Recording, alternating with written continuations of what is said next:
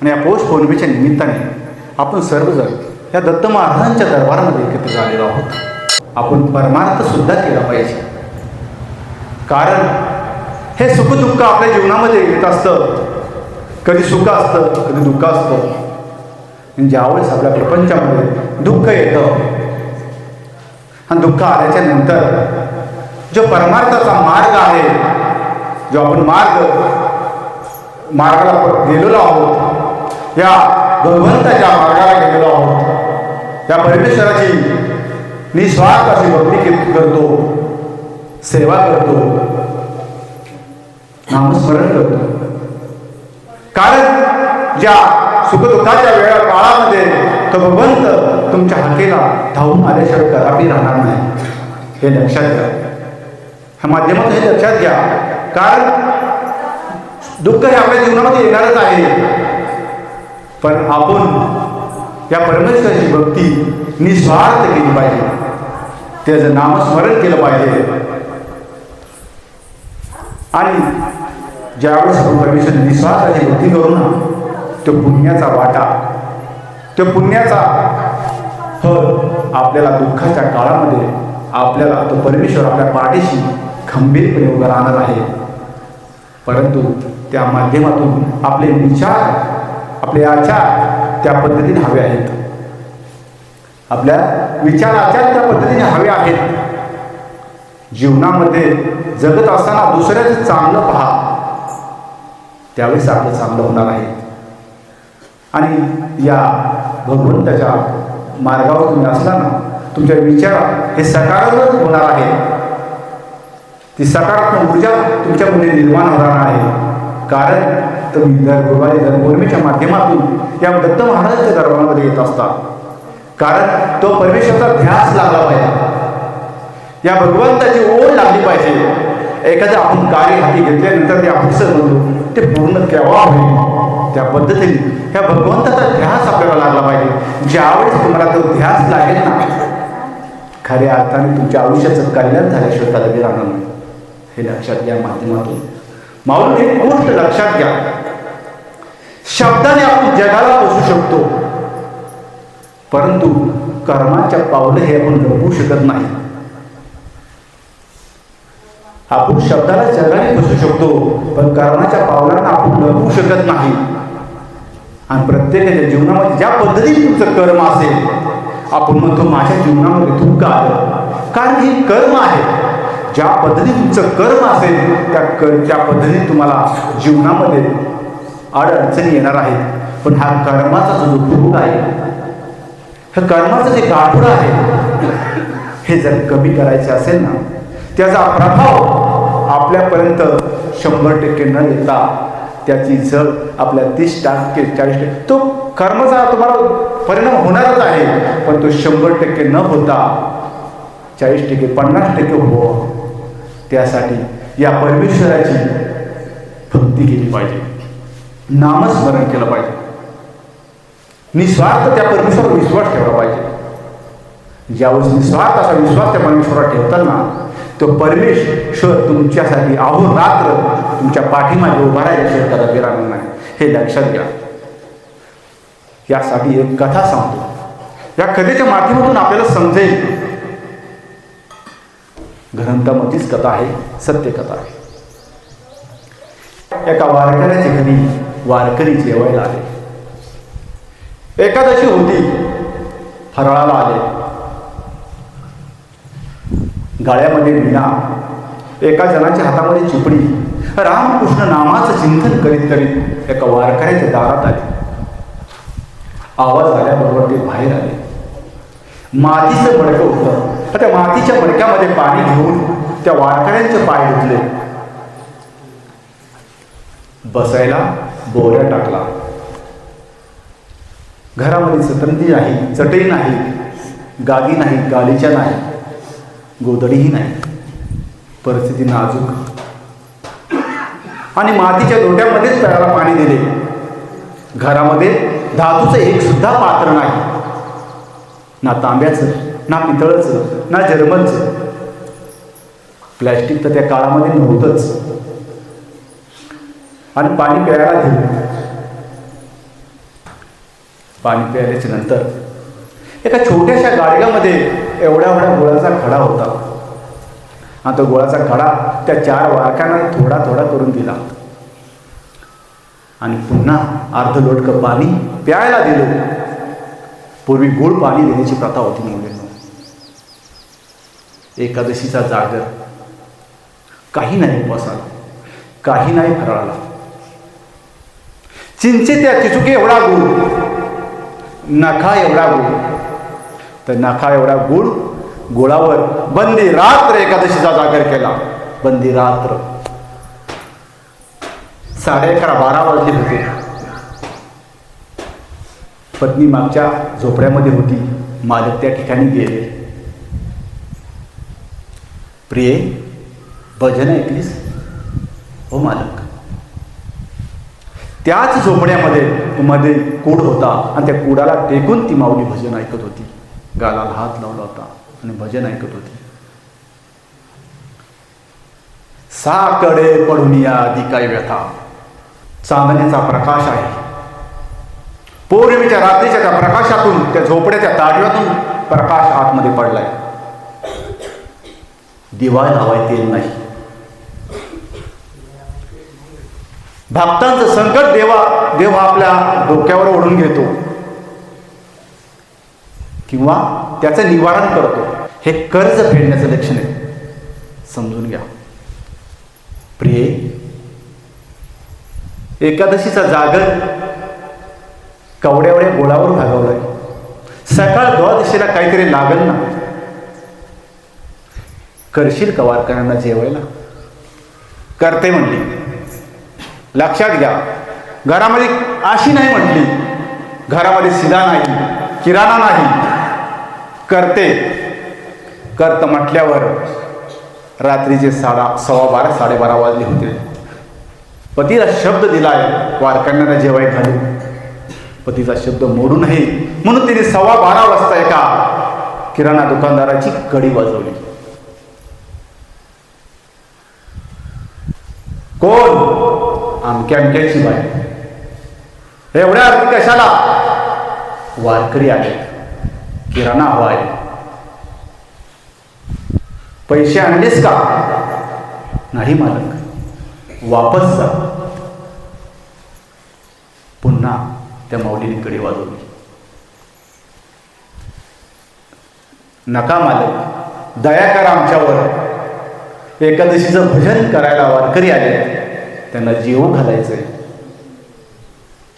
मी काही धर्मराजा नाही मालक. तेवढं नको. नका माझ्या मुलासाठी, नका माझ्या मालकांसाठी, नका माझ्यासाठी.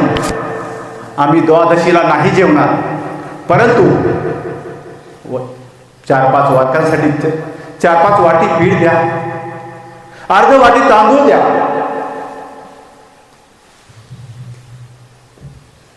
त्या माऊलीने विनवणी केली.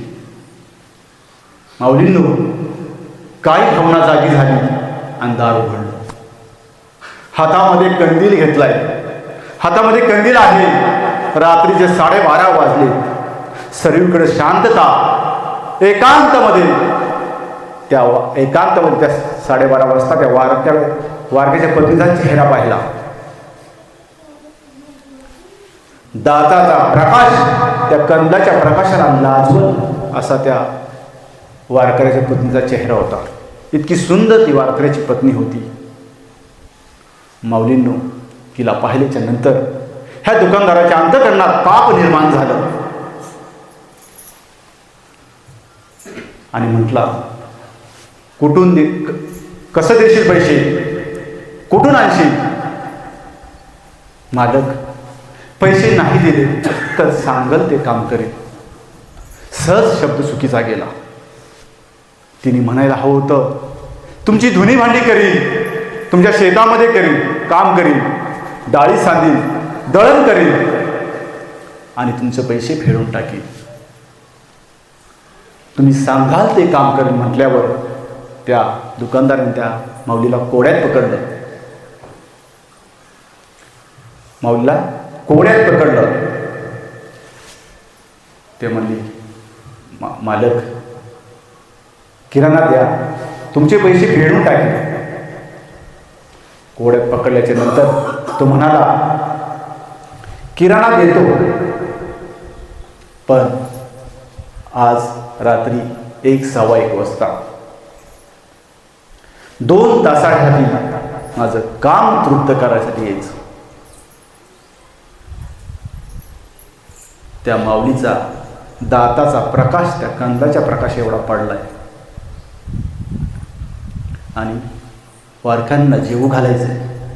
पतीला शब्द दिलाय, वारक्यांना जेवू घालील.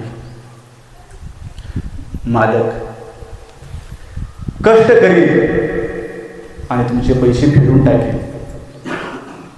दया करा, वापस जा. पुन्हा किराणाचं गाठोडं मागे घेतलं आणि म्हणाला, 10-5 पावलं चालत माघारी फिरले. माघारी फिरल्याच्या नंतर मनामध्ये विचार आला, पतीला शब्द दिलाय, वारकऱ्यांना जेवू घालील. देवा, भर आयुष्यभर पुरुषाला ज्या वडिलांनी ज्याच्याबरोबर लग्न लावून दिलंय त्याला पती मानलंय आणि जगातील इतर पुरुषांना भाऊ आणि वडील मानले, आणि 2 तास त्याच्यावर कसा संसार करू. पण देवा, अविरत या वारकऱ्याची सेवा केली, पतीची सेवा केली, पण काय तुझी इच्छा असेल, मला वाटवायचं असेल तर तुझी इच्छा. माघारी फिरली. द्या किराणा, 2 तासासाठी तुमचं दासित्व स्वीकारते असं म्हटल्यानंतर त्या दुकानदारांनी किराणा दिला.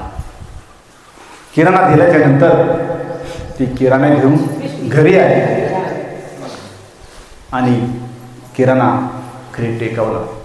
तेवढ्यात तो बांगड्याचा आवाज झाला, हाताचा बांगड्याचा आवाज झाला. पतीला समजलं पत्नी आलेली आहे. पती पत्नीकडे आले. पत्नी त्या वारकऱ्यांनी पाहिलं, आपली पत्नी ओसका रडत होती. डोळ्यातून डसा अश्रूचे धारा वाहत होत्या. आपल्या डोक्यावरचा पदर आपल्या तोंडात घातलाय आणि तो आपल्या रडण्याचा आवाज त्या भजनाऱ्यांना जाऊ नये म्हणून आपला पदराचा कोपरा तोंडात घालून हुंसके देऊन दाबून ती माऊली रडत होती. लक्षात घ्या, तो वारकरी पतीला, आपल्या पत्नीला म्हणाला, हे कसलं दुःख, काय झाले. दुकानदाराने किराणा दिलाय. त्या दुकानदाराचं नाव तुळशीदास त्या दुकानदाराचं नाव महिपती महाराजांच्या चरित्रात आहे, वाचले तर तुम्हाला आढळेल. तुळशीदास दुकानदाराने किराणा दिलाय. हो मालक, कष्ट करून पैसे फेडून टाकू. नाही मालक. मग कसा दिलाय. 2 तासासाठी शरीर विकले. असं म्हटल्यानंतर माऊलींनो, एखाद्या झाडाचं फळ कसं अलगद खाली पडतं ना, त्या पद्धतीने तो पती खाली बसले आणि आपल्या पत्नीच्या सानिध्यात कसं रडावं, डोळ्यामध्ये पाणी कसं आणावं. प्रिय, पत्नीला म्हणाला, प्रिय माफ कर. या वारकऱ्याच्या जीवनामध्ये तुला 2 तासासाठी माझं विकायला लागते, मला माफ कर. अविरत या भगवंताची नामस्मरण केलं. रामप्रभूचं त्याने रामप्रभूचं भजन केलं, अजेंडा. आणि त्या परमेश्वराची भक्ती करून सुद्धा हे माझ्या वाट्याला येत असेल, ती भगवंताची इच्छा आणि काय पूर्वजन्माचं माझं कर्माचं गाठोडे असेल. असं म्हटल्यानंतर पत्नीला म्हणला, जाणार तू. हो मालक. लक्षात घ्या. आणि अचानक बाहेर पावसाचे थेंब पडू लागले. अनोळशी पाऊस सुरू झाला. पावसात तू जाताना भिजशील आणि भिजल्यानंतर त्याचा आथरून ओढ होईल. म्हणून त्याने एक साधा कपडा त्या आपल्या पत्नीच्या डोक्यावर टाकला. जाताना तुझे पाय चिखलाने भरतील म्हणून त्याने आपल्या पत्नीला खांद्यावर घेतले आणि त्या तुळशीदास दुकानदाराच्या ओट्यावर जाऊन टेकवलं. टेकवल्याच्या नंतर तसाच माग सरले, दोन्ही हात आपल्या छातीवर ठेवले आणि दोन्ही हात छातीवर ठेवल्या म्हटल्यानंतर पत्नीला म्हणाला, माफ कर प्रिये, या वारकऱ्याच्या आयुष्यात तुला 2 तासासाठी शरीर विकावं लागतंय, माफ कर प्रिये. जर तू मला निष्ठेने पती मानत असशील, तुला मंगळसूत्राची शपथ, याला 2 तासासाठी तुझा पती समज. काय म्हटला पत्नीला काय म्हणला, तू निष्ठेने जर मला पती मानत असशील तर याला 2 तासासाठी तुझा पती समज. लक्षात घ्या, पावसाचे बाहेर एका बाजूला पावसाचे थेंब पडत होते, एका बाजूला डोळ्यातून अश्रू वाहत होते. ही धरणी माता थरथर कापू लागली आणि धरणी मातेने त्या विठुरायाला प्रश्न केला, काय देवा सांगू, होशील निजला. देवा, या वारकऱ्याचं प्रारब्ध लिहिताना तुला झोप कशी लागली.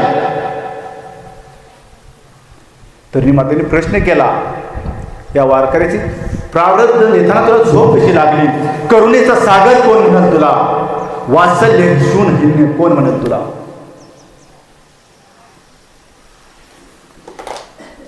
धरणी मातेने प्रश्न केला देवाला. ते होते संत कबीर. त्या वारकऱ्याचं नाव काय होतं, संत कबीर. आणि संत कबीर पोटाची खळगी भागवण्याकरता रामकृष्ण नामाचं भजन करत त्यांनी कपडा विणला. संत कबीर ज्यावेळेस कपड्याचा धागा सुद्धा राम राम म्हणत होता.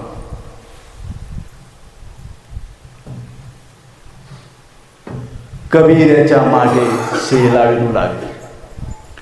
ठाई ठाई शेल्यावरती लिखे राम नाम ग, ठाई ठाई शेल्यावरती दिसे राम नाम ग, दिसे राम नाम ग, दिसे राम नाम ग. तो धागा राम नाम म्हणत होता. लक्षात घ्या, माघारी फिरला, नाही मागे बघितलं, पत्नीकडं नाही मागे बघितलं. परत आपुलिया चित्ती जरी टेकी व्याभिचारा, आपुलिया चित्ती जरी टेकी व्याभिचारा, क्रोधाचा थारा अंतरी नव्हे. नाही बघितलं, मागे वळून नाही पाहिलं. अर्धा प्रवास पार केला होता, टाळाचा आवाज कानावर येत होता आणि त्या ठिकाणी जाऊन भजनामध्ये जाऊन बसला. आणि भजन करीत असताना मुखाविघ्नाद्वारे शब्द फुटले, देवा वाचव रे माझ्या आबरूला, देवा संभळ रे माझ्या इज्जतीला. जोपर्यंत चंद्र सूर्य तारे असतील ना, तर मला पुरुषार्थहीन म्हणतील, असे मुखातून शब्द आले माऊलीला. 1:15 वाजली होती. त्या माऊलीने कडी वाजवली. त्या तुळशीदास दुकानदाराने कडी उघडली आणि पुन्हा कडी लावून घेतली.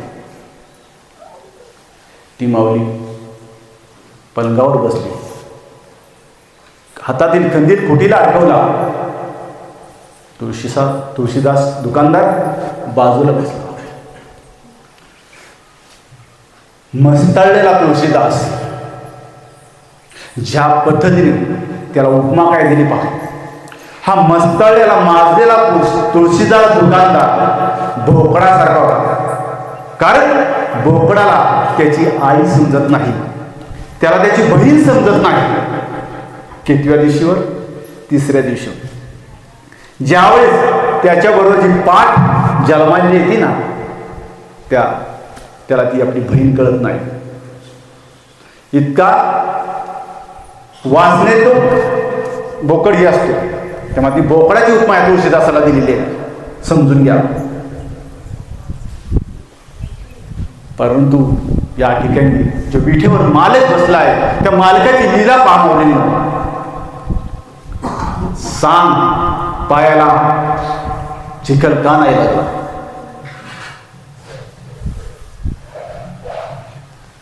रात्रीचे 10-20 मिनिटं निघून गेले होते. चांदणी ढळलेली होती.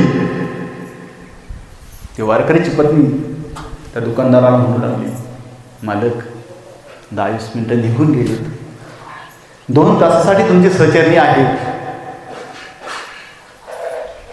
3 वाजता आंघोळ करेल आणि त्या वारकऱ्यांना जीव घालेल. सांग पायाला माती काय नाही लागली? दुकानदार काय म्हटला? सांग पायाला माती काय नाही लागली? ऐकता? पायाला माझ्या माती लागेल, चिखल लागेल म्हणून माझ्या नवऱ्याने या ठिकाणी खांद्यावर आणून टेकवलं आहे. लक्षात घ्या माऊलींनो, कंदिलाची काच नाही फुटली. त्या तुळशीदास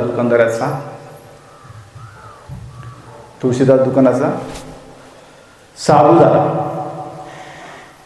तुळशीदास साधू झाला. त्याने बहीणबाई त्या वारकऱ्याच्या पद्धतीच्या डोक्यावर पाय ठेवले, डोक्यावर आपलं पायावर डोके ठेवले. बहीणबाई, अहो बहीणबाई माफ कर मला. काय म्हणाला? बहीणबाई माफ कर मला. लक्षात घ्या, तो बोकडासारखा मस्तळलेला तुळशीदास दुकानदार, त्याच्या मनातील भावना कुणी बदलल्या? हा विचार करा. कारण ज्यावेळेस तुम्ही संकटात असता ना, त्यावेळेस तो परमेश्वर तुमच्या आखेला धावून येत असतो. फक्त त्या पद्धतीने भक्ती पाहिजे. कारण की ती अवस्था काय होती, ती परिस्थिती काय होती, आपण राहू शकतो त्या पद्धतीने. म्हणून ह्या विठेवरच्या मालकाने त्या तुळशीदास दुकानदाराला साधू केला आणि त्याच्या मनातील भावना बदलल्या. साकडे पडून या आधी काय व्यथा. खूप अशी का हे संत बिगराच्या बाबतीत झालेली घटना आहे. म्हणून आपण आपल्या जीवनामध्ये या परमेश्वराचं ज्यावेळेस तुम्ही दर गुरुवारी दर पौर्णिमेच्या माध्यमातून या ठिकाणी आल्याच्या नंतर पूर्ण लक्ष त्या परमेश्वराच्या भक्तीकडे, नामस्मरणेकडे लक्ष केंद्रित असलं पाहिजे. ज्यावेळेस तुम्ही त्याची भक्ती करता, आगात श्रद्धाभाव विश्वासाने त्याला प्रदक्षिणा मारतात, गुरुवारी वारी करतात, पौर्णिमेला होमाला येतात, त्या माध्यमातून, या सर्व माध्यमातून तुमचं सर्वांचं कल्याण होणार आहे. हे समजून घ्या. हे मर्म तुम्हाला समजलं पाहिजे. आमची तळतळ एवढीच आहे, कारण प्रपंच आपल्याला तर करायचाच आहे, पण प्रपंचाबरोबर परमार्थ हा सुद्धा केला पाहिजे, पण त्या पद्धतीने केला पाहिजे. त्या मार्गाला आलेच तुम्ही, या मार्गाला आल्याच्या नंतर आपोआप तुमच्या बदल झाल्याशिवाय कदापि राहणार नाही. हे सांगतो, लक्षात घ्या, समजून घ्या. श्रीपाद वल्लभ श्री गुरुदेव दत्त. श्रीपाद वल्लभ श्री गुरुदेव दत्त. श्रीपाद